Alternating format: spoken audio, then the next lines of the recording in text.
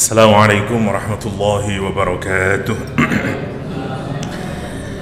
Alhamdulillah wassalatu wassalamu ala Rasulillah wa ala alihi wa sahbihi wa mawalah. Asyhadu an la ilaha illallah wahdahu la syarika lah wa asyhadu anna Muhammadan abduhu wa rasuluhu wa safiyuhu wa khaliluh atal amanah wa nasahal ummah wa jahada fi sabilihi haqqa jihadi. Ikhwafillah rahimakumullah. Alhamdulillah rabbil alamin. Kita mengkaji surat baru yaitu surah Ad-Duha. Kemarin kita membicarakan tentang backgroundnya masih surah ini berkenaan dengan tertundanya wahyu. Ihtabasa anhu al-wahyu isnaya asyara yauman. Imam Juraj menyatakan 12 hari tertunda. Ibnu Abbas mengatakan 15 hari tertundanya tidak turun wahyu, dan bahkan ada yang menyatakan 20. Imam Muqatil bahkan menyatakan 40 hari tertundanya wahyu ini. Beberapa pendapat yang sudah disinggung, sekedar untuk merecap ulang. Yang pertama, dari hadis Imam Bukhari yang melatari peristiwa ini adalah Rasulullah SAW sakit 2-3 hari dan wahyu tidak turun, yang mengakibatkan Rasulullah jatuh sakit, sehingga kemudian istrinya Abu Lahab mendatangi Rasulullah SAW dan menyatakan, "Ya Muhammad, inni la arju ayyakuna syaitanuka qad tarakaka." Wahai Muhammad, sesungguhnya aku sungguh-sungguh berharap bahwa setanmu itu benar-benar telah meninggalkanmu. Maknanya adalah malaikat Jibril atau bahkan Allah sendiri. Lam arahu qarabuka mundu lailataini aw thalath. Sungguh-sungguh aku tidak melihat dia mendekatimu 2 atau 3 hari. Fa anzalallahu azza wa jal, ayat ini. Yang kedua dari Imam Tirmidzi dari Al-Bajali, kuntu ma'an nabi fi gharin. Aku bersama Nabi di sebuah usbu'u, maka kemudian jarinya Rasulullah SAW kemudian berdarah. Rasulullah SAW kemudian menyatakan, hal anti illa usbu'un damiyat, atau wa fi sabilillahi ma laqiyat, kata engkau ini hanyalah jari yang berdarah dan engkau belum digunakan di jalan Allah Subhanahu wa ta'ala. Wa abta'a alaihi Jibril faqala al-musyrikun. Nah, malaikat Jibril menunda, tidak datang-datang sampai orang-orang musyrik yang menyatakan qad wuddi'a Muhammad telah di say goodbye. Fa anzalallahu baraka ta'ala ma wadda'aka rabbuka wa ma qala. Yang ketiga, dikaitkan dengan anna hadhihi as-surah hiya allati awha Jibril ila Rasulillah sallallahu alaihi wasallam hina tabaddalahu fi suratihi alladhi khalaqahu Allahu 'alayha wa dana ilayhi wa tatalla munhabitan 'alayhi wa huwa bil abtah. Rasulullah SAW diduga ayat ini menurut Ibnu Ishaq misalnya dikaitkan dengan ketika Rasulullah SAW berada di Abtah dan malaikat Jibril menemui Rasulullah dalam bentuknya yang asli dan kemudian mewahyukan surah Ad-Duha ini. Ini yang disebutkan oleh Ibnu Ishaq makna dari surat An-Najm, fa auha ila abdihi ma auha. Riwayat yang lain juga dikaitkan ketika Rasulullah SAW wahyu tidak turun hatta syaqqa alaihi, sampai berat sedih Nabi Muhammad. Jaa wa wadi'u jabhatihi 'alal Ka'bah yad'u. Nabi kemudian datang mendekati Ka'bah dan tertunduk wajahnya di antara dua pundaknya ini di Ka'bah sambil berdoa. Kemudian Allah menurunkan surah ini, wad-duha wal laili idza saja ila akhirih. Terakhir, riwayat dikaitkan dengan anak anjing, Masya Allah anak anjing yang masuk ke rumahnya Nabi dan kemudian mati di dalamnya. Famakasa nabiyyu ayyaman, maka Nabi beberapa hari la yanzilu alaihi wahyu, tidak turun wahyu kepada beliau. Faqala, Nabi guna berkata, ya lah ma hadatsa bi baiti. Ada apa dengan di rumah saya? Mali Jibril la yatini. Jibril tidak datang. Qalat haula faqultu hayyatu al-bait wa kanastu, kata dia. Fa ahwaitu bil miknasah tahta sarir. Ya Rasulullah, kalau begitu bolehkah aku membersihkan, aku bersihkan rumahmu. Dia mengambil sapu dan kemudian membersihkan di bawah tempat tidurnya Rasulullah SAW. Fa idza jun mayyitun, maka kemudian aku mendapati ada anak anjing yang mati. Fa akhadathu fa alqaituhu khalfal jidar. Aku kemudian mengambilnya dan kemudian aku membuangnya di balik tembok. Faja'a Nabiullah SAW tar'adul, dan seterusnya. Ya, wa kana idza, Nabi kemudian bergetar sampai jenggotnya ikut bergetar karena wahyu turun kepada beliau. Dan kemudian Nabi menyatakan, ya Khawlah tathiruni, kata, ya wahai Khawlah, pembantunya Rasulullah, selimuti aku. Kemudian turun ayat ini. Ketika malaikat Jibril diberitahu oleh Nabi Muhammad kenapa kok tidak turun-turun, malaikat Jibril menyatakan bahwa kami para malaikat itu tidak bisa memasuki atau tidak mau memasuki sebuah rumah yang di dalamnya ada anjing. Nah, seterusnya. Jadi kalau kita lihat background dari ayat ini memang terdapat bahkan yang terakhir ini dikaitkan dengan pertanyaan orang-orang dua lagi ya. Yang pertama dikaitkan dengan pertanyaan orang-orang muslim, ya Rasulullah, manaka la yanzilu alaikal wahyu, wahai Nabi, kenapa tidak turun kepadamu wahyu? Faqala wa kaifa yanzilu alayya wa antum la tunquna rawajibakum, wa fi riwayatin barajimakum wa la usuna adfarakum wa la ya'khuduna min syawaribikum. Bagaimana wahyu tidak turun, kata Rasul, bagaimana wahyu akan turun padahal kalian belum membersihkan ujung sendi jari kalian, tidak memotong kuku kalian, tidak membersihkan atau tidak takusuna farakum, tidak memotong kuku kalian ya.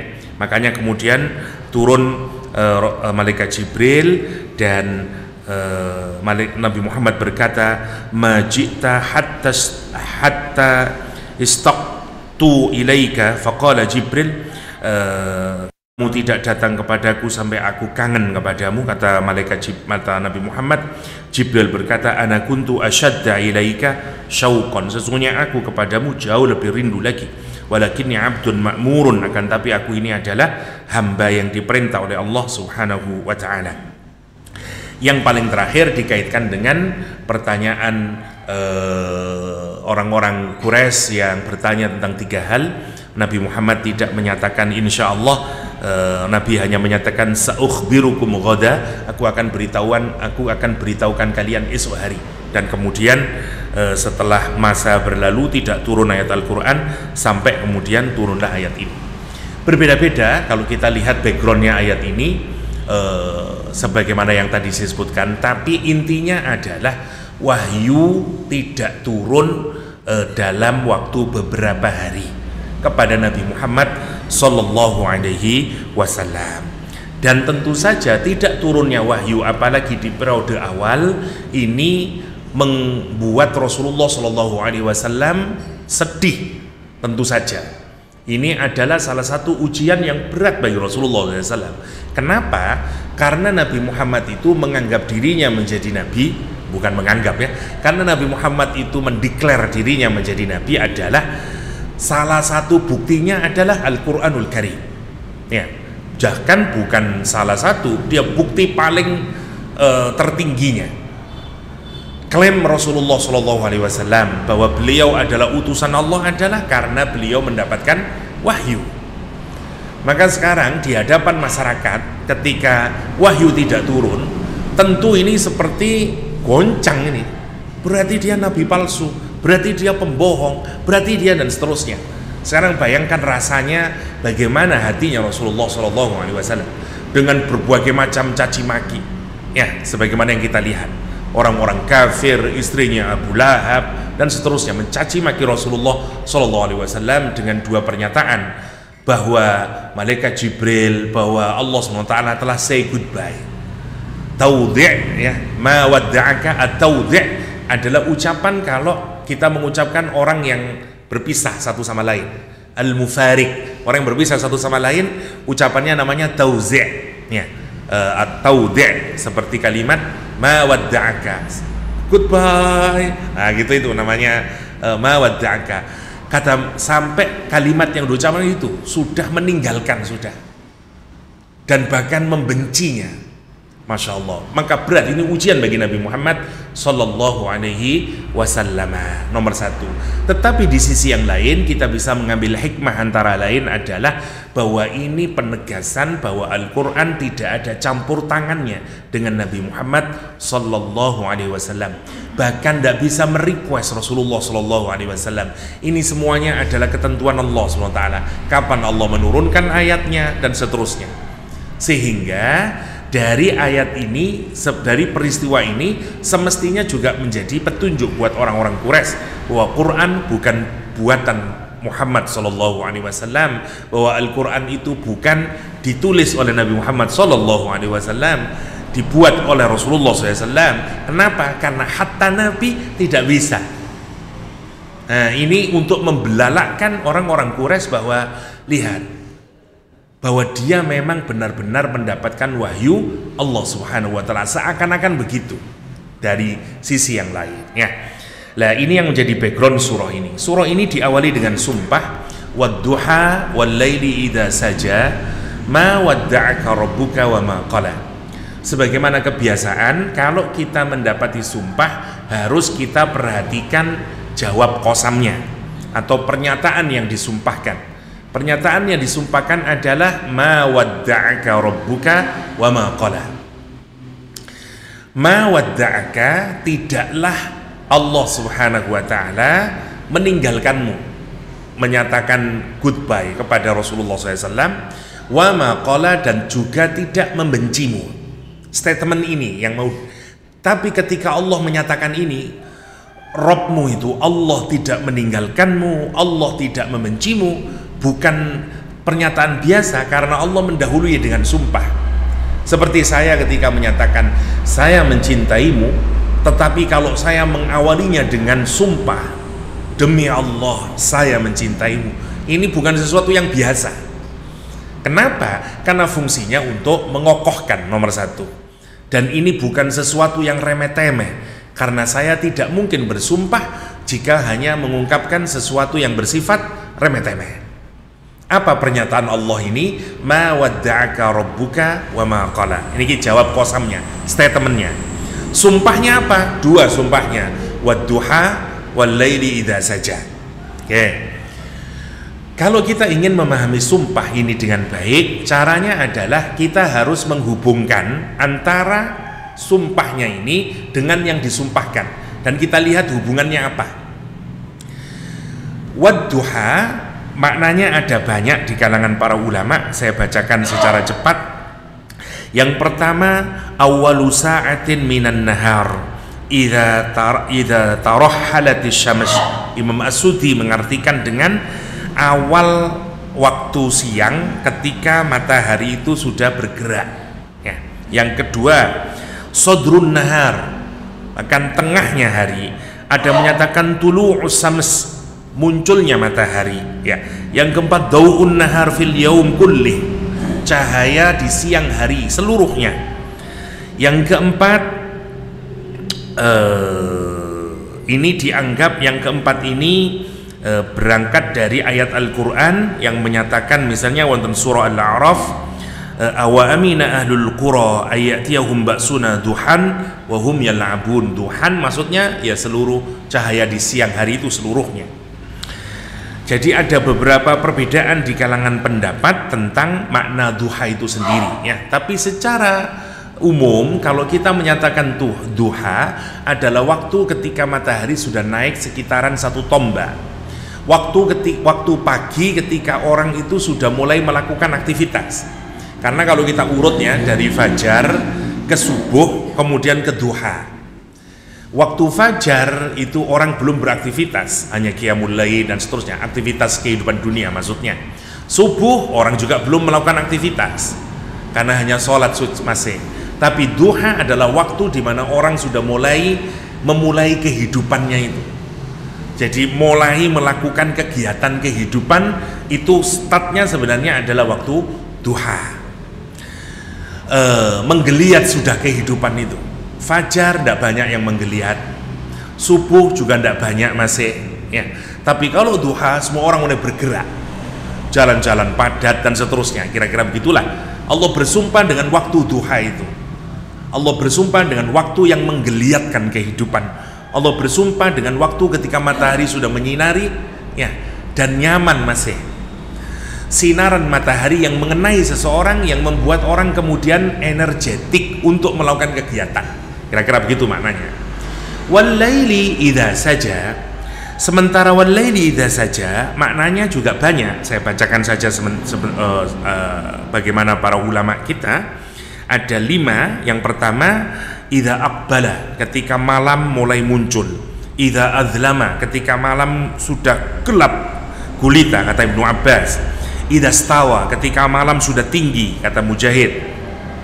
Idza dzahaba, ketika malam telah hilang, benar-benar gelap gulita. Yang kelima, idza sakanal khalqu fihi, ketika seluruh makhluk diam di malam itu. Qalahu Ikrimah wa Atha ibnu Zaid, ya, dan seterusnya, ya. Ma'khudun min qaulihim sajal bahru idza sakana. Orang-orang Arab dulu menyatakan kalau laut itu tidak bergelombang, diam, kata orang Arab sajal bahr. Ya, lautnya itu sedang saja, ya, atau sedang diam, tidak bergolak-golak. Demikian juga dengan malam, ketika semua diam, namanya saja. Artinya malam yang gelap gulita. Kalau kita urut malam itu mulai dari maghrib masih ramai, aktivitas masih banyak, menjelang isya, terus sampai ke malam. Sampai malam ketika hening, gelap gulita, tidak ada aktivitas dari makhluk, ya, disebut dengan wal-laili idza saja.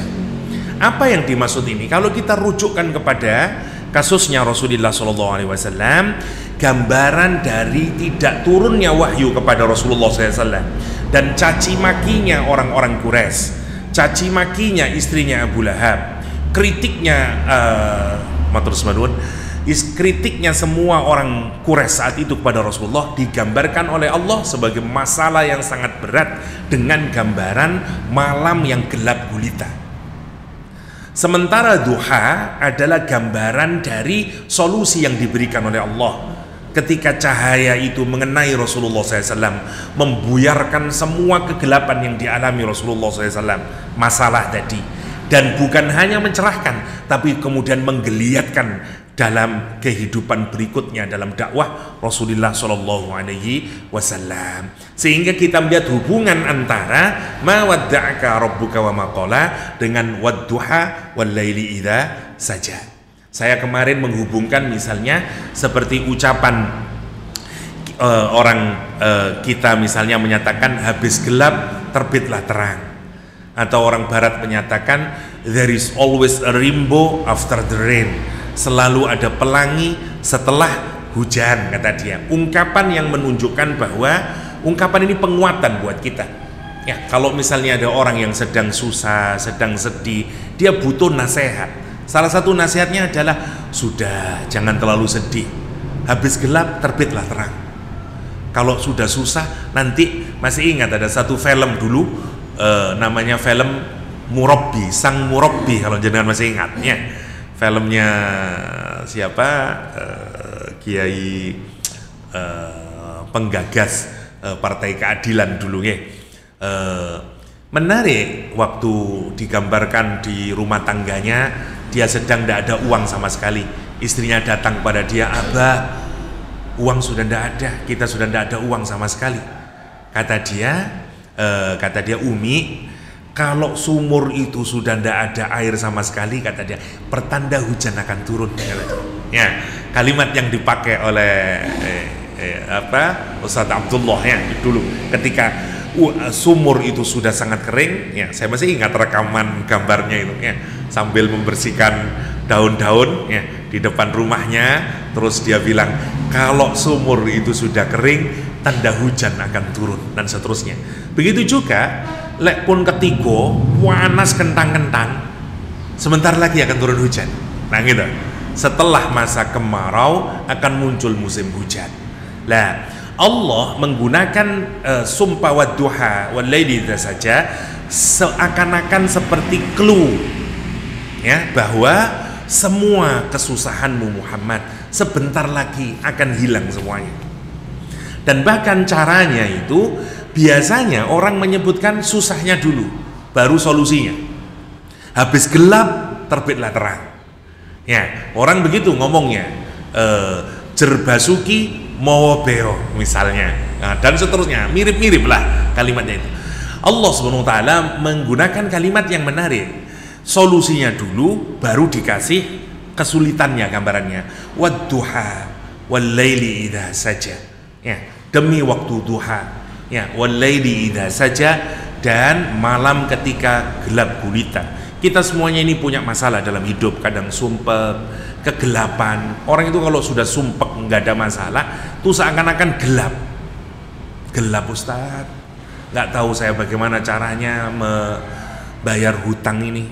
Nggak tahu saya Ustaz bagaimana menyelamatkan orang tua saya yang nggak mau melakukan sholat. Saya nggak tahu, sumpek rasanya Ustaz.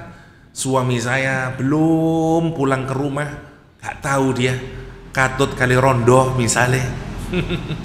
Saya dan seterusnya, gambaran kegelapan. Nah, di mana-mana kalau gelap itu kita butuh nopo? Cahaya. Bedanya adalah, coba mari kita perhatikan.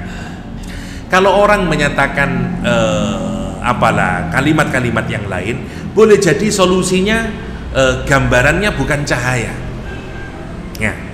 Tetapi yang menarik, kenapa Allah menggambarkan solusi dari masalah itu adalah cahaya, ad-duha, untuk menggambarkan cahaya itu dari atas. Ya, solusi dari apapun saja dari urusan yang kita hadapi dalam kehidupan dunia ini, karena kemudian kita tidak bisa bergerak, ya, karena gelap gulita sampai tidak bisa bergerak, solusi sudah tidak ada sama sekali. Carilah cahaya dari langit sana, duha yang menerangimu. Begitu nanti dapat cahaya, mulai kamu akan bisa menggeliat dan bergerak dalam kehidupan ini. Menurut saya ini salah satu sumpah yang sangat indah. Karena itu salah satu faedah surat Ad-Duha adalah baca saat kita sumpah. Kalau kita ditindih masalah, ditindih kesusahan, baca surat Ad-Duha. Wad-duha wal-laili idza saja. Kalau kita sedang sumpah anak kita, suami kita, tetangga kita, kasih dia penguatan dirinya dengan wadduha walaili idza saja. Segelap apapun kehidupan, selalu ada waktu duha yang akan menghilangkan seluruh kegelapan itu. Masya Allah, niku indahnya kaitan antara jawabul qasam dengan dua qasam yang dibikin oleh Allah. Wadduha walaili idza saja ma wadda'aka rabbuka wa ma qala. Ma wadda'aka, ma-nya nafi, ya. Kita masuk sekarang ke ayat yang baru. Tadi itu recap nih, tapi ma wadda'aka, ma tidaklah. Huruf nafi kalau menggunakan ma itu menunjukkan negasi yang paling kuat jika dibandingkan dengan la, laisa dan seterusnya. Jadi kalau Allah menggunakan ma itu kuat sekali, sama sekali enggak. Nah, itu namanya ma. Tidaklah, kata Allah, wadda'aka. Wadda'aka tadi ya, minat tawdi' wa dzalika ka tawdi'il mufarik. Ya, seperti perpisahannya orang yang kemudian tidak bertemu lagi. Ya, namanya tawdi'. Ya, makanya kita kalau sholat kata Nabi disuruh seperti apa? Sholatul muwadda'ah. Ya dah. Sholat yang seakan-akan itu sholat terakhir kita. Ya, Nabi menyuruh kita sholatlah kalian sebagai sholat yang muwadda'ah. Atau kalau orang keluar dari pesantren, ya,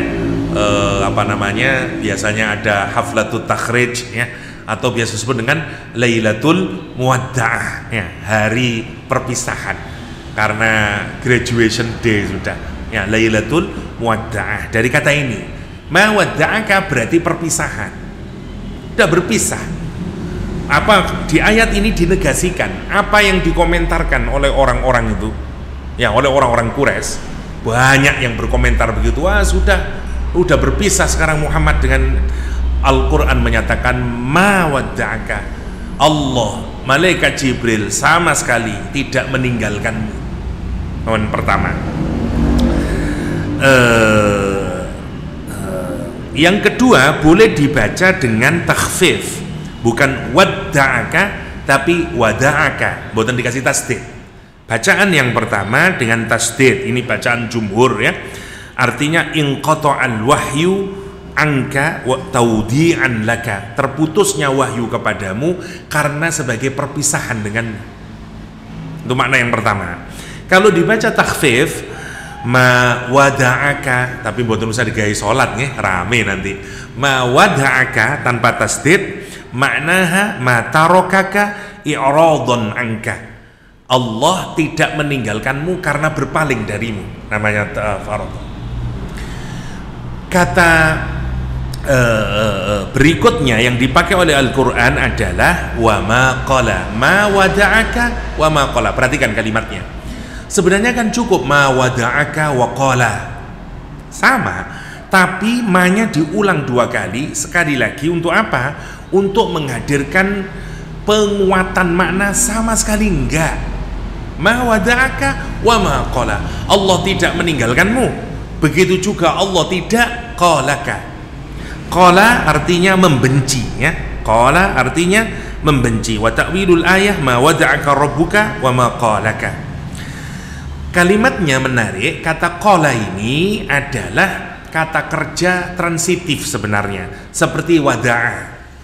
Mestinya kalimatnya itu ma wada'aka wa ma qalaka, karena harus membutuhkan maf'ul bih. Seperti saya memukulmu, tidak boleh saya memukul. Mukul apa?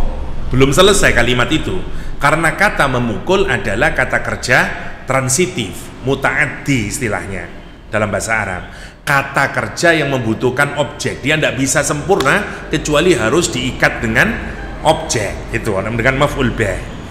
Semestinya dalam bahasa Arab yang benar, standar ya, mestinya ma wada'aka wa ma qalaka. Ini menarik, ma wada'aka rabbuka wa ma qala, kayaknya nggak ada. Kata Imam Qurtubi, fatarokal kaf li'annahu ra'su ayah. Kata Imam Qurtubi, dibuangnya kaf di belakang kata qala ini karena dia di akhir ayat, biar suaranya jadi enak. Wadduha walaili idza saja mawadda'aka wa qala, kan tidak enak jadinya wadduha idza saja qalaka, tidak cocok. Wa ma qalak, kan gitu nanti. Yang orang Indonesia tambah tidak enak lagi nyata. Ma wada'aka rabbuka wa ma qalak, apa ini dan seterusnya. Makanya karena dia ra'su ayah dihilangkan kafnya. Tapi para ulama akhlak berbeda lagi cara memahaminya. Dibuangnya kaf di belakang ini karena begini, kata wada'a dia kata kerja yang sifatnya netral. Berpisah itu bukan baik, bukan buruk, ya lumrah saja, semua orang ada perpisahan ya. Kita bertemu dan berpisah karena Allah SWT. Sekarang kalau bertemu dengan jenengan, nanti jam 6 saya berpisah dengan jenengan. Perpisahan tidak selalu merupakan sesuatu yang negatif. Jenengan berpisah dengan guru-guru SD kelas 6, berpisah dengan guru-guru SMP ketika sudah naik kelas 3, dan seterusnya. Kita ini bertemu berpisah udah tiap hari. Maka kata para ulama tasawuf atau ulama akhlak, kata kata wada'a tidak mengindikasikan keburukan, kata dia. Sementara kata qala maknanya adalah al-bughdhu, rasa benci. Benci secara otomatis buruk. Nggak ada benci itu karena kebaikan, benci itu keburukan. Karena itu katanya kata qala yang maknanya benci itu tidak diikat dengan kata kaf, karena kata qala maknanya negatif. Seakan-akan Allah itu menegaskan kepada Nabi Muhammad tidak ada sedikit pun keburukan ya yang hendak diberikan oleh Allah SWT kepada Nabi Muhammad. Hatta kata qala yang mestinya membutuhkan domir ka dibuang oleh Allah SWT. Wah gitu kalau orang lughah menyatakan begitu, untuk menunjukkan sama sekali Allah tidak membenci Rasulullah SAW. Hatta yang engkau bayangkan sekalipun hurufnya K yang mau digandeng dengan kata benci dibuang. Seakan-akan kita yang menulis itu nggak tega, aku membenci, nggak bisa. Masya Allah, niku miturut para ulama ahli lughah. Ma wadda'aka rabbuka wa ma qala. Allah sama sekali tidak berpisah dari Nabi Muhammad sallallahu alaihi wasallam. Wa ma qala walal akhiratu khairul laka minal ula. Sekarang dijelaskan alasannya.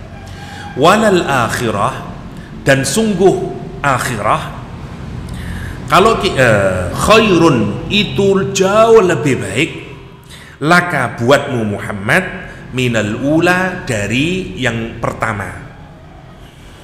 Yang pertama dimaknai dengan akhirah, maksudnya adalah yaumul akhir, nanti di akhirat, surganya Allah SWT. Al-ula berarti dimaknai apa? Dunia ini. Karena yang pertama dengan yang terakhir, the first and the last. Firstnya adalah dunia ini, akhirnya adalah yaumul akhir, nanti di surganya Allah SWT. Tetapi yang menarik, kalau memang yang Allah maksudkan adalah kehidupan dunia ini, kenapa Allah kok tidak menyatakan walal akhiratu khairul laka minad dunya? Ya, kalau memang yang dimana di dunia, kenapa Allah kok tidak menyatakan walal akhiratu khairul laka minad dunya? Kan secara rhyme-nya juga masih enak. Wadduha wal laili idza saja ma wadda'aka rabbuka wa ma qala. Masih enak. Walal akhiratu khairul laka minad dunya. Masih enak. Kenapa kok enggak pakai dunia? Ngoten ku dipikir teng para mufassir. Ya Allah, kula mikir, ya Allah, kok ono aja dipikir ngene. Kenapa? Karena begini, karena Allah mau meluaskan maknanya, bukan hanya dunia. Artinya adalah bahwa Allah berbicara tentang kalau jenengan niku gak ada musibah yang akan diberikan oleh Allah Subhanahu wa ta'ala dari yang sekarang ini terjadi kepada kita akan selalu jauh lebih baik. Lek jenengan kehilangan duit 1.000, nanti yang diganti oleh Allah pasti akan lebih baik. Kalau kita kehilangan anak kita karena diwafatkan oleh Allah sejak kecil, penggantinya pasti lebih baik. Kalau kita ini diselingkuhin oleh suami kita, maka nanti akan pasti diganti yang lebih baik oleh Allah SWT. Lihat, prinsip itu harus hadir di kita, dudu hanya di akhirat. Sehingga orang Islam itu mestinya nggak ada nopo positivism, nggak ada positive mindset, nggak ada pikiran yang tidak pernah putus asa, karena meyakini meskipun saya sekarang sedang dalam penderitaan, meskipun sekarang saya dalam kesusahan, pasti walal akhirah khairul laka minal ula. Menarik. Yang pertama dikasih kalimat wadduha walil idza saja, sekarang kita dikokohkan, dikasih prinsip kehidupan oleh Al-Qur'an Karim. Yang akhir, dan menarik ya, di mana-mana kalau kita ini sedang menderita, setelah itu dikasih penyelesaian, nikmatnya memang double-double dari penderitaannya, gitu. Makan nasi pecel biasa mawon kalau jenengan mboten lapar. Tapi begitu lapar, makan nasi pecel itu istimewa rasanya. Kenapa? Karena lapar itu kesusahan, yang al-ula, obatnya adalah al-akhirah. Beda. Kenapa orang berbuka puasa selalu nikmat? Walal akhiratu khairul laka minal ula. Maknanya menjadi luas dari sekedar kehidupan dunia ini, apapun saja. Sehingga kita ini kalau dikasih musibah, kalau kita mendapatkan ujian, kalau kita mendapatkan apa sajalah kegundahan dalam hidup, niki kuat hati itu. Kenapa? Karena kita meyakini walal akhirah khairun laka minal ula. Masya Allah. Siapa yang nikmatnya, senangnya, ya, karena kita kemudian senang sekali. Abu Hurairah dililit rasa lapar, niki kesusahan, dia keluar menuju satu tempat yang diperkirakan ada orang melewatinya. Datanglah Abu Bakar As-Siddiq melewatinya. Abu Bakar Abu Hurairah berpura-pura bertanya tentang satu ayat Al-Quran. Kata Abu Hurairah, aku bertanya bukan karena aku tidak tahu. Yang aku harapkan adalah Abu Bakar mengajakku ke rumahnya untuk memberikan aku makanan. Tetapi setelah aku bertanya, Abu Bakar lewat terus menuju rumahnya. Aku bertemu dengan Umar, aku bertanya kepada Umar, tapi setelah Umar menjawab, Umar juga lewat terus menuju rumahnya. Rasulullah SAW kemudian lewat, dia memandangku dan beliau tersenyum. Dia sudah tahu dengan keadaanku. Rasulullah SAW kemudian mengajak Abu Hurairah dengan menyatakan, ayo pergi ke rumahnya. Begitu diajak ke rumahnya, Rasulullah mendapati ada susu, ya, sebaskom atau semangkok lah. Rasulullah bertanya, ini susu dari siapa? Si fulan memberikan sebagai hadiah untukmu ya Rasulullah, kata keluarga Rasulullah SAW. Abu Hurairah berkomentar, Rasul kalau mendapatkan sedekah dia tidak mencicipi sedikit pun, langsung diberikan pada ahlu suffah, karena haram bagi Nabi memakan harta sedekah. Sementara kalau ada orang yang memberikan hadiah, Rasul biasanya juga mengambil sebagian dan memberikan kepada kami ahli suffah. Ketika mendapati susu tersebut, Rasulullah SAW kemudian meminta kepada Abu Hurairah untuk memanggil sahabat-sahabatnya yang lain, sekitar 70-an orang ya, yang menjadi ahli suffah. Abu Hurairah ngedumel dalam hati, saya lebih berhak atas susu ini, saya yang lapar, kenapa kok justru dipanggil teman-teman saya? Kecewa dalam hatinya Abu Hurairah, karena mestinya saya yang lapar ini. Arek-arek wis nggak usaha dan seterusnya, enak aja. Tapi kata Abu Hurairah, perintah Nabi adalah perintah Nabi. Maka dia memanggil teman-temannya. Rasul menyuruh masuk ke dalam rumahnya dan dipersilakan dia mulai meminum sampai semuanya kenyang. Susu masih ada sebagai bagian dari mukjizatnya Rasulullah SAW. Rasul berkata kepada Abu Hurairah, sekarang tinggal aku dan kamu. Maka apa kata Rasulullah? Uq'ud, duduklah, washrab, dan minumlah. Abu Hurairah menyatakan, monggo jenengan dulu ya Rasulullah. Enggak, kamu yang duduk, minum. Aku mulai minum, kata Abu Hurairah. Setelah aku minum, Rasul masih mengulang lagi dengan kalimat washrab, minum lagi. Aku minum lagi sampai terus Rasulullah menyatakan isyrab, isyrab, isyrab, sampai kata dia, Abu Hurairah menyatakan, ya Rasulullah, sudah tidak ada maslak. Maslak itu tempat aliran, ya. Pun boten wonten usus kula ya Rasulullah untuk mengalirkan air susu itu, saking kenyangnya. Rasulullah SAW kemudian menyatakan, mana? Diberikan kemudian gelas susu itu atau mangkok susu itu. Fahamida, Rasul kemudian menyatakan alhamdulillah wasamma, dan kemudian membaca bismillahirrahmanirrahim, wa syaribal fadlah, dan Nabi kemudian meminum sisa susu tadi itu. Allah, coba sekarang kalau kita akan kesankan, kalau Abu Hurairah tidak diuji Allah dengan ujian yang berat dan kelaparan, bukankah dia tidak pernah mendapatkan momen yang sangat indah itu, yang akan dikenang sepanjang hidupnya, yang akan nangis dia mengingatnya bagaimana Rasulullah SAW memberikan kebahagiaan kepadanya. Nah gitu. Kalau kenyang terus, lamboten nate, nggak ada peristiwa yang unik atau sesuatu nih. Bayangin itu, yuk nopo kesane Abu Hurairah terus sepanjang hidupnya. Ya Allah, aku dulu pernah dikasih minum oleh Rasulullah SAW, dia tersenyum kepadaku. Niku nikmat yang tidak bisa diganti dengan apapun saja. Tak gitu. Itu yang disebut dengan walal akhiratu khairul laka minal ula. Prinsip itu harus kita yakini. Kita ini kalau dapat kesusahan nopo mawon lah, kan wabot teng jero ati nih. Dinasehati apapun saja susah, salatlah sama Allah, baca surat Ad-Duha, hunjamkan dalam hati itu walal akhirah khairul laka minal ula. Yakin ya Allah, yang engkau berikan nanti sebagai solusi pasti lebih baik dari apa yang saya alami hari ini. Saya minta saja kuatkan saya ya Allah. Nah ngoten to jero ati nih. Dan itu yang kita butuhkan. Boten ember cerita tentang tiang, ya apa tulungan aku po, boten ngoten. Kita punya ayat yang kita untuk menggantungkan diri kita pada Allah SWT. Walal akhiratu khairul laka minal ula. Ya. Wadarul akhiratu khairul laka min hadad dar. Ya, negeri akhirat itu lebih baik daripada negeri ini. Walihada kana Rasulullah SAW azhadan nas. Karena itu kata Ibnu Katsir, Rasulullah itu orang yang paling zuhud di dunia ini. Ibnu Katsir kemudian mengaitkan dengan hadis dari riwayat Imam Ahmad, ya, yang menceritakan tentang keadaan Rasulullah, dilaporkan oleh Abdullah bin Mas'ud, ittaja'a Rasulullah SAW ala hasir. Rasulullah itu pernah berbaring di atas anyaman daun kurma yang kasar, ya.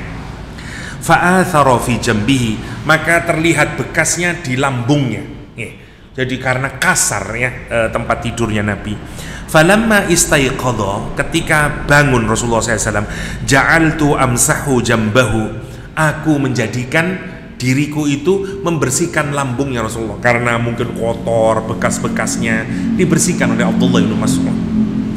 Kita ini kalau mikir gitu nih, ini Rasulullah, ini presidennya umat Islam, ini orang paling mulia di dunia dan di akhirat. Kados ngoten sederhananya Rasulullah sallallahu alaihi wasallam. Nggih. Wa qultu, dan aku berkata, kata Abdullah bin Mas'ud, ya Rasulullah, ala adzantana hatta nabsutu laka 'alal hasiri syai'a. Izinkan aku ya Rasulullah untuk memberikan kasur di atas anyaman tikarmu yang kasar ini. Kata Abdullah bin Mas'ud, faqala Rasulullah, mali walid dunya. Allah, saya itu tidak bisa bayangin, ya. Yuk nopo kalau Abdullah bin Mas'ud itu kita tuh punya pengalaman ketemu Nabi, bangun tidur kotor, masih bekas-bekas, terus kita ngomong sama Nabi, ya Rasulullah, izinkan saya memberikan kasur di atas tingkasmu. Rasulullah menyatakan, Abdullah bin Mas'ud, apa aku ini dengan dunia? Coba bayangkan, mali walid dunya, apa untukku dan apa untuk dunia ini? Apa perumpamaan saya dengan dunia? Ma'ana wad dunya, apakah saya dan dunia ini? Innama mathali, hanya saja perumpamaanku dengan perumpamaan dunia, karokibin, seperti orang yang sedang berjalan, karokibi dhalla tahta syajaratin, kemudian ngiyup namanya, berteduh di bawah pohon, summa roha wa tarokaha, kemudian saya istirahat sebentar, setelah itu saya tinggalkan pohon tersebut.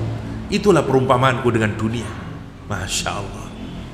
Ya, kita ini boten tahan nih mikir gitu. Itu Rasulullah Sallallahu Alaihi Wasallam.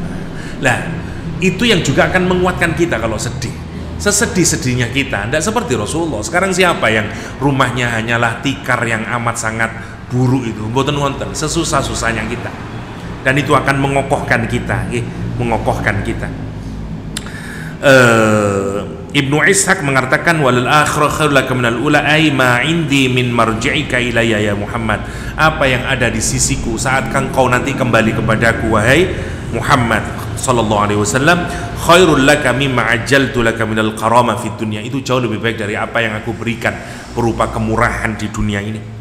Ibnu Abbas mengartikan, ma yaftahillahu ala ummatihi ba'dah, bahwa apa yang oleh Allah itu membukakan kepada Nabi Muhammad, bahwa nanti umatnya Nabi Muhammad itu akan diberikan kemenangan.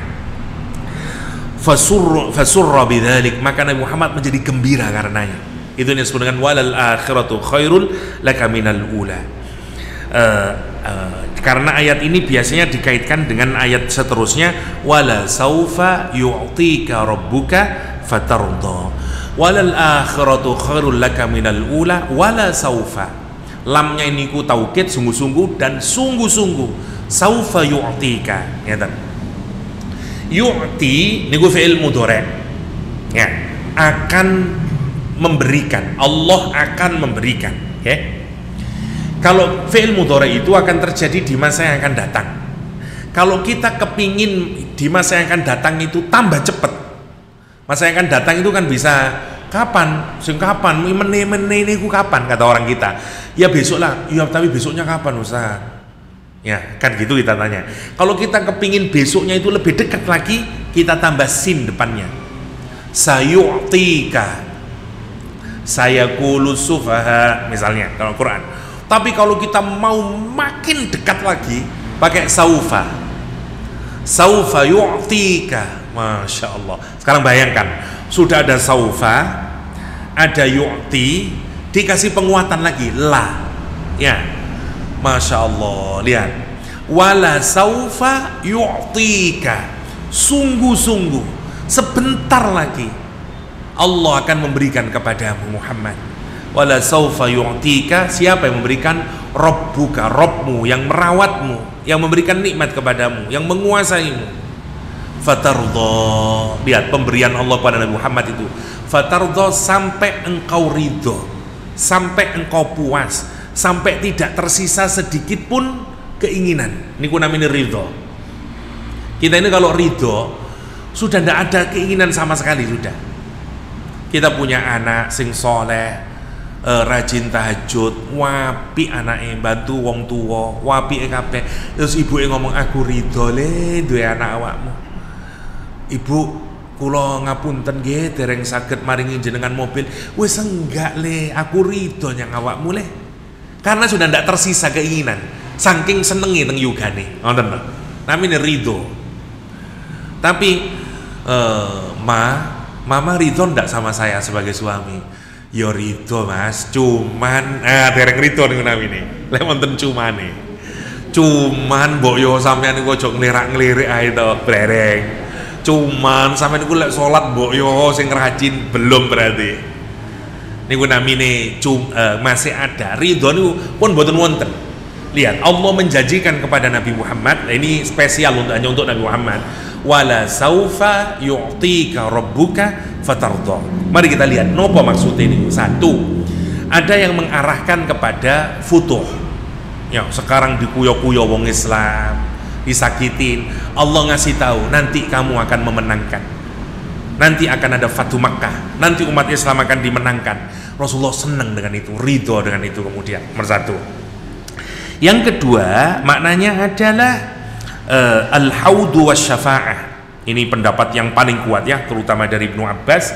Allah akan ngasih haud, ngasih telaga, wasyafa'ah, dan syafaat kepada Nabi Muhammad sallallahu alaihi wasallam. Kita tahu ya, nanti Nabi Muhammad itu dikasih alfu qasrin min lu'lu'in abyadu turabul misk, dikasih 1000 istana dari permata yang lebih putih ya. Turabnya ini apa namanya? Tanahnya ini debunya adalah misik. Masya Allah. Ya nopo nggih mboten ngertos kula jenengan ini. Rafa'ahu Allahul Auza'i. Dan lagi yang mengatakan ma huwa maftuhun ada ummati tadi sudah, misik tadi sudah. Nah, yang paling terakhir tadi ya, selain nanti ini dunia dan akhirat. Di dunia digambarkan Rasulullah SAW itu diberitahu bahwa umatnya ini nanti akan bahagia, akan memenangkan, dan itu yang membahagiakan Nabi Muhammad SAW. Perhatikan ya. Jadi yang membahagiakan Rasulullah niku sanes dunyo, sanes kenikmatan dirinya, sanes nopo, kecuali adalah kebahagiaan dan kesuksesan sinten kula lan panjenengan sedaya sebagai umatnya Rasulullah SAW. Itu yang membuat Nabi Muhammad ridho. Teng pundi, teng dunyo dan di akhirat. Masya Allah, Masya Allah. Okay. Karena itu dalam hadis Rasulullah SAW menyatakan tadi ya, oleh para ulama tafsir diartikan ini adalah al-futuh yang diberikan kepada umatnya di dunia dan syafaatnya Nabi nanti di akhirat. Rasulullah SAW menyatakan yusyafi'uni Allahu fi ummati. Nanti Allah itu akan memberikan pertolongan ya kepada umatku itu ya. Aku itu apa namanya, nanti hatta yaqulullah subhanahu li, sampai Allah berkata kepadaku, radita ya Muhammad, apakah kamu sudah ridho, sudah puas Muhammad? Fa aqulu ya rabbi radit, ya wahai Allah sungguh saya ridho, saya ridho. Saya bacakan cepat saja hadis tentang syafaat yang ini amat sangat penting buat kita renungkan ya, karena kata Ibnu Abbas makna utama dari kalimat wala saufa yu'tika rabbuka fatardo adalah kalau kita ini semuanya nanti sebagai umatnya Nabi Muhammad SAW dimasukkan surganya Allah SWT. Itu yang membuat Rasulullah puas. Ijtama'na nasun min ahlil Basrah fadhahabna ila Anas bin Malik. Orang-orang itu dari Irak berkumpul dan mereka pergi menemui Anas bin Malik. Wa dhahabna ma'ana bi Sabit al-Bunani, dan kami pergi bersama Sabit al-Bunani. Kami ngajak Sabit al-Bunani. Kenapa? Karena Sabit al-Bunani ini temannya Anas bin Malik. Jadi kate medayo ke kiai kalau sekarang. Krono ndak kenal, ayolah sampean lah menjadi pengarepe. Cek ini aku enak kok diterima teng Anas bin Malik. Dah serombongan orang dari Irak ini bersama Sabit al-Bunani kemudian pergi kepada Anas bin Malik, tujuannya untuk bertanya, ngaji. Fa idza huwa fi qasrihi fawafaqnahu yusalli duha. Kami sampai kemudian ke rumahnya Anas bin Malik, dan kami mendapati Anas bin Malik itu sedang ada pada mihrabnya, musallanya, untuk melakukan sholat duha. Fasta'dhanna, dan kami kemudian meminta izin. Fa'adhina lana, Anas bin Malik kemudian mengizinkan kami untuk masuk. Wa huwa qa'idun ala firashihi, dan Anas bin Malik sedang duduk di firasnya, di tempat duduknya, di tempat tidurnya itu, di musallanya niku nggih. Faqultu li Tsabit, faqulna li Tsabit, maka kami orang-orang Kufah ini berkata kepada Sabit al-Bunani, la tas'alhu an syai'in awwala min hadis syafa'ah. Sampai ojo takok yo kecuali wis hadis tentang syafaat. Ayo tanya hadis syafaat. Kepada siapa? Anas bin Malik. Dia bilang begitu kepada Sabit al-Bunani. Ya Aba Hamzah, katanya Sabit al-Bunani, wahai Abu Hamzah. Ini panggilannya siapa? Anas bin Malik. Dia dipanggil dengan panggilan Abu Hamzah. Haula'i ikhwanuka minal Basrah. Niki tiang-tiang ini, orang-orang ini, orang-orang temanmu dari Basrah, dari Irak. Ja'uka, mereka ini datang kemari, yas'alunaka an hadis syafa. Perlunya kepingin Anda menarasikan hadis tentang syafaat. Faqala haddatsana Muhammad sallallahu alaihi wasallam qala, diceritakan kemudian Anas bin Malik. Oh, iku tak kepeliane, kata Anas bin Malik, kemudian menceritakan hadisnya ini. Idza kana yaumul qiyamah, nanti kalau sudah terjadi hari kiamat, kata Rasulullah SAW, ma jannasu ba'duhum ala ba'din, orang-orang itu akan bertumpuk-tumpuk satu sama lain. Ya, kenapa? Karena ketakutan, kebingungan, ya, tidak tahu terus karena mau kemana saya ini, siapa yang bisa menolong saya, karena dia dikumpulkan dan mau digiring menuju nerakanya Allah Subhanahu wa taala. Ketakutan mereka, dan kami bertumpuk-tumpuk, akhirnya mereka mendatangi Nabi Adam untuk minta tolong. Fayaquluna, dan mereka manusia pada saat itu nanti bertanya kepada Nabi Adam, isfa' lana ila rabbika, isfa' lana ila rabbika, tolong bantu kami Nabi Adam kepada Tuhanmu. Nabi Adam berkata, lastu laha, sepurane, ya mohon maaf, saya tidak bisa membantumu. Walakin alaikum bi Ibrahim, datangi Nabi Ibrahim. Fa innahu khalilur rahman, karena Nabi Ibrahim itu adalah kekasihnya Allah Subhanahu wa taala. Fayatuna Ibrahim, kami kemudian mendatangi Ibrahim, mereka mendatangi Ibrahim, manusia pada saat itu. Fayaqulu, Nabi Ibrahim menjawab hal yang sama, lastu laha, enggak, saya enggak bisa. Walakin alaikum bi Musa fa innahu kalimullah, kamu ke Musa. Musa itu orang yang berbicara dengan Allah Subhanahu wa taala. Fayatuna Musa fayaqulu lastu laha, Musa juga berkata, aku enggak bisa. Walakin alaikum bi Isa, kalau begitu datangi Nabi Isa. Fa innahu ruhullah, Isa itu ruhullah, Nabi wa kalimatu, dan kalimatnya. Fayatuna Isa fayaqulu lastu laha, Nabi Musa berkata, aku juga tidak bisa. Walakin alaikum bi Muhammadin sallallahu alaihi wasallam, pergilah kamu kepada Nabi Muhammad sallallahu alaihi wasallam. Fayatuni, maka mereka semuanya mendatangi Nabi Muhammad sallallahu alaihi wasallam. Faaqulu, Nabi Muhammad berkata, ana laha, iya aku bisa. Fasta'dzanu ala rabbi, ya, kemudian aku meminta izin kepada Tuhanku. Fayu'dzanu li, Nabi kemudian mengizinkan, Allah kemudian mengizinkanku. Wa yulhimuni mahamida, Allah kemudian mengilhamku bacaan-bacaan pujian kepada Allah Subhanahu wa taala. La tahduruni al'an, yang saya belum bisa menghadirkan kepada kalian sekarang ini, kata Rasulullah SAW. Fa ahmadahu bitilkal mahamid, maka kemudian aku memuji Allah dengan pujian-pujian itu tadi, yang Allah nanti mengilhamkan kepada Nabi Muhammad. Wa akhirru lahu sajidan, dan aku kemudian tersungkur sujud kepada Allah SWT. Terus sujud lami Rasulullah SAW, sujud terus di hadapan Allah. Akhirnya Allah kemudian berkata kepada Nabi Muhammad, tidak ada satu makhluk pun yang berbicara pada saat itu, nggak bisa berbicara. Sebagaimana dalam Al-Quranul Karim, la yatakallamuna illa man adzina lahu rahman wa qala sawaba. Nggak bisa ngomong nanti semua orang itu, ditutup semuanya. Nabi Muhammad sujud, Allah berkata kepada Nabi Muhammad, ya Muhammad, irfa' ra'sak, angkat kepalamu, waqul, katakanlah, yusma' laka, didengarkan ucapanmu, wasal, mintalah, tu'ta, akan diberikan permintaanmu. Minta apa kamu? Sal tu'ta, minta. Wasfa' tusyaffa, kalau kamu mau beri pertolongan, berilah pertolongan, kamu bisa memberikan pertolongan. Fa'aqulu, Nabi Muhammad kemudian berkata, ya Rabb, wahai Allah, ummati, umatku loh ya Allah, umat saya ya Allah. Fayaqulu, Allah kemudian berkata, intalik fakhruj minha man kana fi qalbihi mithqalu sya'iratin min iman. Ini orang-orang sudah masuk, orang yang baik-baik dari kalangan umatnya Nabi Muhammad sudah masuk surga, tapi masih kata umatnya Nabi Muhammad ini yang belum masuk surga.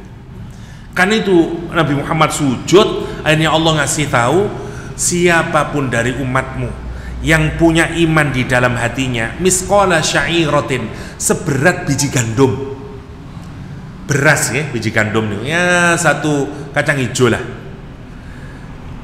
Orang yang punya iman sebesar kacang hijau itu kan cilik pun toh, wong seberat kacang hijau. Kata Rasulullah, kata Allah SWT, intalik, ayo pergi kemana? Pergi ke surganya Allah SWT. Fa akhrijuhu fantalik, maka dikeluarkan kemudian ya orang-orang yang punya iman sebesar biji gandum itu, dan kemudian dimasukkan ke dalam surganya Allah Subhanahu wa ta'ala. Berhenti Nabi Muhammad, boten, sujud lagi Rasulullah SAW lama. Allah kemudian berkata, ya Muhammad, irfa' ra'sak, ya, kul tusma'lak, ya, sal tu'ta. Lagi-lagi Nabi Muhammad menyatakan ummati. Allah kemudian menyatakan, man kana fakhruj minha, keluar sana, dari sana, man kana fi qalbihi mithqala dzarratin aw khardalin min iman. Siapa yang punya iman sebesar biji sawi masuk surga. Sekarang biji sawi kayak biji selasih ya, kecil sekali ya, masuk surga. Sampai kemudian berhenti Rasulullah, boten, sujud malih Rasulullah. Allah berkata lagi, ya Muhammad, minta apa? Berkatalah, akan aku beri. Lagi-lagi Nabi Muhammad menyatakan, ya Rabb, ummati. Allah kemudian berkata, intalik fakhruj man kana fi qalbi adna mithqala habatin. Masuklah ke dalam surga ya, orang yang memiliki iman lebih rendah dari kulit, dari biji sawi tadi. Jadi ini sing lebih kecil mana dari biji sawi. Biji nopo niku? Biji atom mungkin ya, atau biji kuak, wis paling kecil sekali. Nah, dah selesai. Fa akhriju min iman, akhirnya fa antaliku fa fa'al. Falamma kharajna min indi Anas, ketika kami kemudian keluar dari rumahnya Anas bin Malik, qultu li ba'di ashabina, aku kemudian berkata kepada teman-temanku ini, wis medal nih, mantun diajari hadis niku, medal kemudian. Lau marorna bil Hasan wa huwa mutawarin min manzili Abi Khalifah fa'ad. Kemudian ayo ke rumahnya Hasan ya. Dia juga ini, pergilah singkatnya ke rumah Hasan ya. Kemudian dia cerita, kamu dari mana? Kami dari rumah Anas bin Malik. Loh nopo? Kami belajar tentang hadis syafa'ah.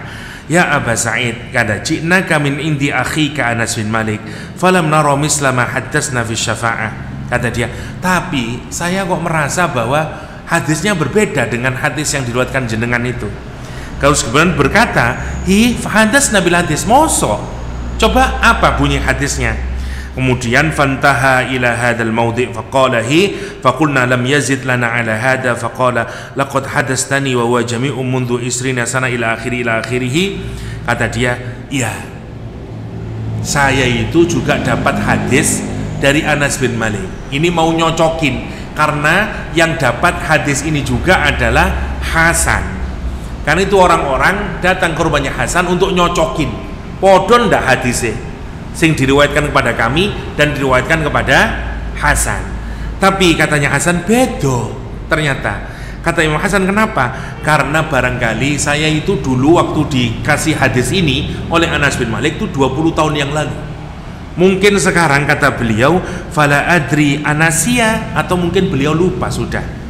Amkariha antattakilu, atau mungkin disembunyikan yang terakhir itu agar kalian tidak hanya bersandar kepada itu.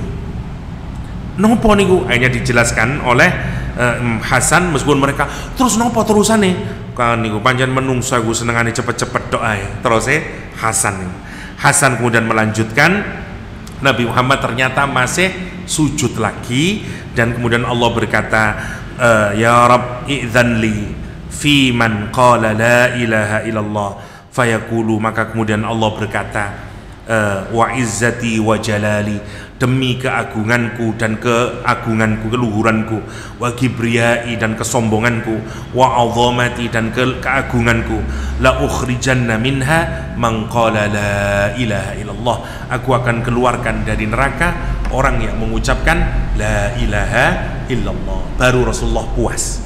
Niku maksudnya ayat Al-Quran, wala saufa yu'tika rabbuka fatarda. Insyaallah kita lanjutkan setelah pertemuan lagi untuk mengakhiri surat Ad-Duha ini. Semoga kita ini mendapatkan syafaat uzma min Rasulillah sallallahu alaihi wasallam. Dan kalau kita punya masalah, punya kesusahan, punya nopawan, ingatlah surat Ad-Duha. Kenapa? Karena akan selalu ada cahaya duha yang akan menghilangkan kegelapan malam ketika benar-benar hening dan gelap gulita. Dan pasti kata Al-Quranul Karim, walal akhiratu khairul laka minal ula. Demikian adalah Allah majma'in wa sallallahu ala nabiyyina Muhammadin wa alihi wa sahbihi wasallam. Akhiru da'wana alhamdulillahi rabbil alamin. Subhanakallahumma wa bihamdik asyhadu an la ilaha illa anta astaghfiruka wa atubu ilaik. Assalamualaikum warahmatullahi wabarakatuh.